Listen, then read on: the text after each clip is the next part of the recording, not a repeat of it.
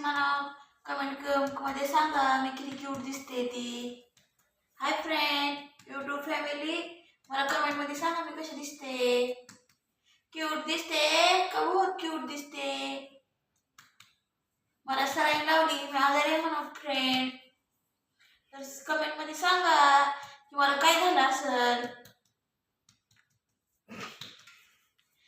मी ढेकर काढते म्हणून मी दूध पिले नाही. ढेकर काढली की तशीच मम्मी मला ठेवल म्हणा.